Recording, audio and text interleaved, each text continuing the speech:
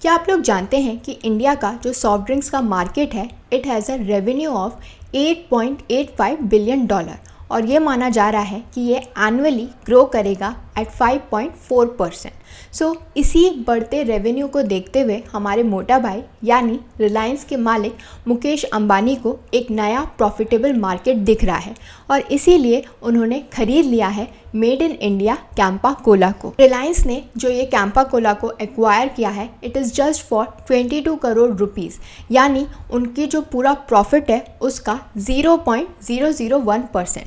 So Reliance is targeting कि वो Campa Cola को रीलॉन्च करेंगे। इसके अलावा जो रिलायंस इंडस्ट्रीज़ है, उन्होंने एक्वायर किया है सॉफ्ट ड्रिंक ब्रांड सोसियो को, जो कि सूरत बेस्ड हजूरी का है। रिलायंस कंज्यूमर प्रोडक्ट्स लिमिटेड ने ये भी अनाउंस किया है कि वो एक्वायर करेंगे 50% equity stake in Gujarat headquarter Sosyo Hajoori beverages private limited में। और मुकेश अंबानी ने ये भी डिक्लेयर किया है कि उनका जो रिटेल बिजनेस है उन्हें लीड करेगी ईशा अंबानी, जो उनकी बेटी है। आज के हमारे वीडियो में हम समझेंगे कि क्यों रिलायंस ने कैंपा कोला को एक्वायर किया है और कैसे वो उसे एक प्रॉफिटेबल बिजनेस बनाएंगी। इसके साथ साथ हम पूरी हिस्ट्री समझेंगे कि कैसे इंडिया के अंदर ये पूरा सॉफ्ट ड्रिंक का मार्केट डेवलप हुआ। अगर हम बात करें कैंपा कोला की, तो ये 46 साल पुरानी कंपनी है जो कि काफ़ी हिट थी 1970s से लेके 80s तक।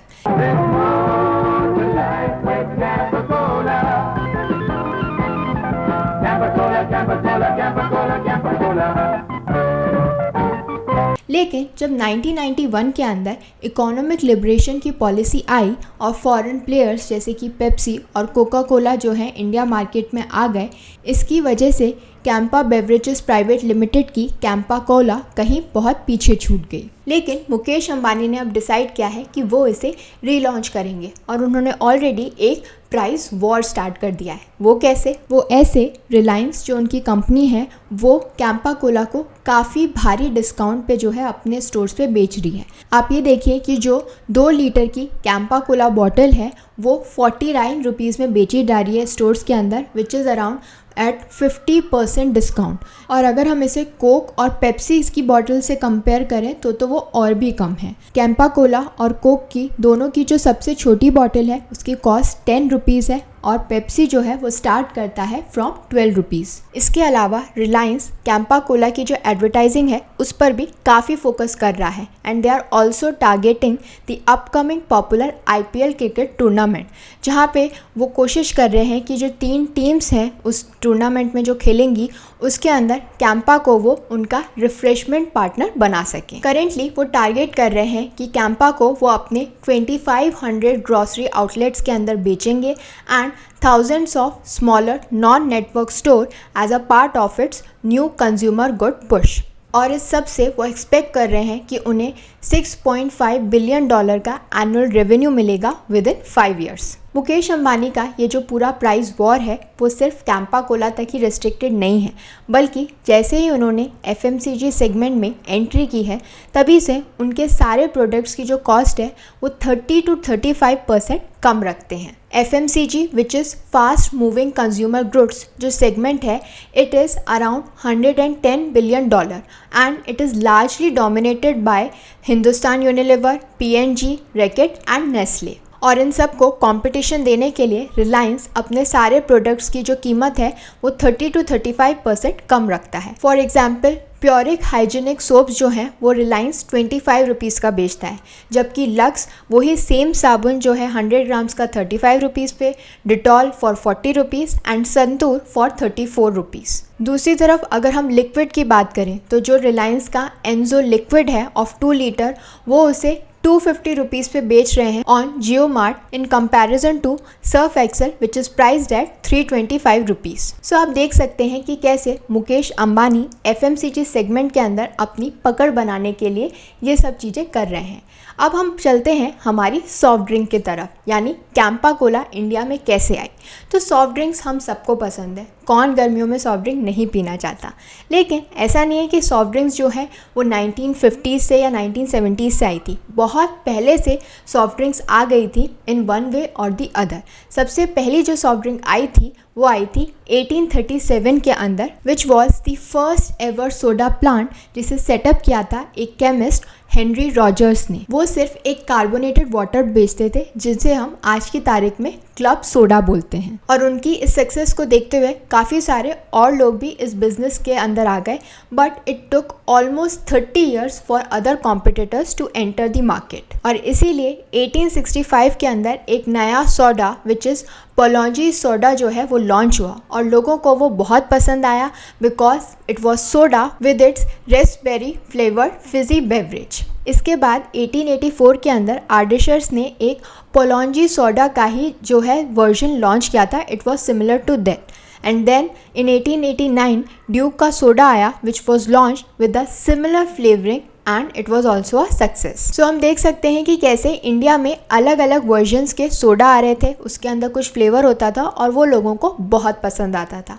मीनवाइल अगर हम इंटरनेशनल लेवल की बात करें तो 1886 के अंदर यूएस में आया था कोका कोला, जिन्होंने उस समय अपना पहला कोला ड्रिंक जो है वो लॉन्च किया था।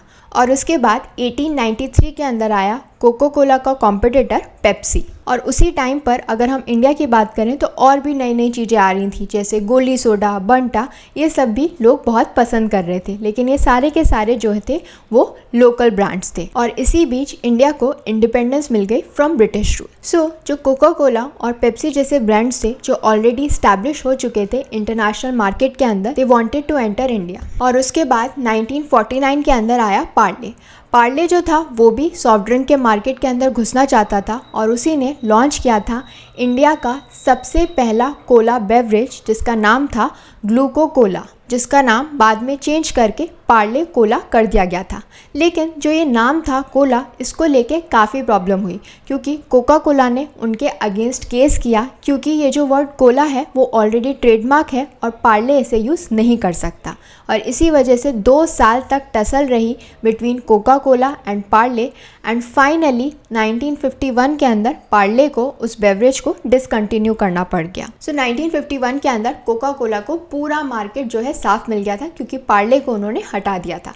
बट पार्ले नहीं थका। 1952 के अंदर वो वापस आया विद गोल्ड स्पॉट, जो कि एक ऑरेंज फ्लेवर ड्रिंक थी। और उसके बाद अगले 10 साल तक कोका कोला जो थी वो एक प्रेफर्ड कोला बेवरेज थी। इवन पेप्सी जो है वो मार्केट एक्वायर नहीं कर रहा था और इसीलिए 1962 के अंदर पेप्सी ने डिसाइड किया कि वो इंडियन मार्केट को एग्जिट कर जाएगा। और पार्ले समझ चुका था कि वो कोका कोला को जो है कंपटीशन नहीं दे पाएगा इन कोला बेवरेज, इसलिए गोल्ड स्पॉट के बाद उन्होंने लॉन्च किया एक लिम्का, जो कि एक लेमन फ्लेवर्ड बेवरेज थी जिसे भी बहुत पसंद किया गया था। लेकिन कोका कोला इस मार्केट को बहुत ज़्यादा दिनों तक एंजॉय नहीं कर पाया क्योंकि 1973 के अंदर हमारी गवर्नमेंट लेकर आई फॉरेन एक्सचेंज रेगुलेशन एक्ट को, जिसके अकॉर्डिंग ये जो सारी फॉरेन कंपनीज़ हैं या उनकी ब्रांचेस हैं, they should bring down the foreign equity shares to 40% और लेस।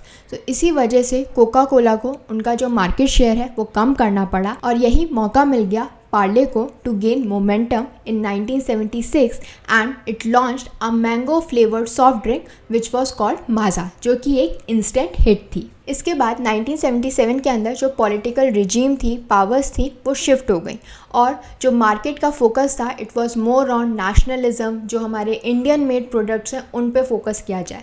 तो इसीलिए कहा गया कि कोका कोला को अपने जो 40% शेयर्स हैं उन्हें डाइल्यूट करना पड़ेगा। सो कोका कोला ने 40% डाइल्यूशन तो अग्री कर दिया, भाई इंडियन मार्केट कौन छोड़ना चाहता है, लेकिन वो अपना सीक्रेट फॉर्मूला नहीं बताना चाहते थे। इसीलिए मोरारजी देसाई ने उनसे कहा कि आप इंडिया से चले जाइए। और कोका कोला के एग्जिट करते ही प्योर ड्रिंक्स को एक अपॉर्चुनिटी मिली, जिस अपॉर्चुनिटी को यूज़ करके उन्होंने कैंपा कोला बेचना स्टार्ट किया। कैंपा कोला की जो ब्रांडिंग, लोगो और टेस्ट था वो काफ़ी हद तक कोका कोला से सिमिलर था and it was successful to capture a decent amount of market share. और कैंपा कोला के अलावा पार्ले को भी अपॉर्चुनिटी मिल गई थी अपनी कोला ड्रिंक इंट्रोड्यूस करने के लिए, क्योंकि कोका कोला के होते हुए वो ऐसा कर नहीं सकते थे। सो अब मार्केट में 2 मेजर राइवल्स थे in the Cola industry, which were Campa Cola and thumbs up. और इसी कंपटीशन के चलते एक प्राइसिंग वॉर स्टार्ट हुई, जहां पर कैंपा कोला ने अपनी प्राइस को रिड्यूस कर दिया, वहीं थम्स अप ने एक डिफरेंट स्ट्रैटेजी अपनाई, जिसके चलते उन्होंने प्राइस तो रिड्यूस नहीं की बल्कि जो बॉटल साइज था उसे इंक्रीज कर दिया फ्रॉम 200 ml टू 250 ml। लेकिन थम्स अप और कैंपा कोला बहुत दिनों तक ये इंडियन मार्केट को एंजॉय नहीं कर पाए। ऐसा क्यों? क्योंकि वापस से पॉलिटिकल सिनेरियो, पावर्स चेंज हुआ और गवर्नमेंट लेकर आई इकोनॉमिक लिबरलाइजेशन पॉलिसी, जिसके चलते वो वेलकम कर रहे थे फॉरेन प्लेयर्स को और वापस से एंट्री हुई कोका कोला और पेप्सी की। इस बार कोका कोला जो थी वो चूकने वाली नहीं थी। उसने आते ही पार्ले के थम्स अप को, गोल्ड स्पॉट को, माजा को एक्वायर कर लिया ताकि वो कंपटीशन को कम कर सके, और इसके चलते ही जो हमारा कैंपा कोला है वो कहीं पीछे छूट गया। लेकिन अब जो है उसे मुकेश अंबानी रीलॉन्च करने वाले हैं, उसे वापस से इंडिया के अंदर लाने वाले हैं, जो कि एक मेड इन इंडिया ड्रिंक होगी which will be sold at the Reliance stores. So let's see कि आपको ये जो नया वर्जन है कैंपा कोला को वो कैसा लगता है। I hope this information was helpful to all of you. Please do like, share and subscribe to my channel. Thank you.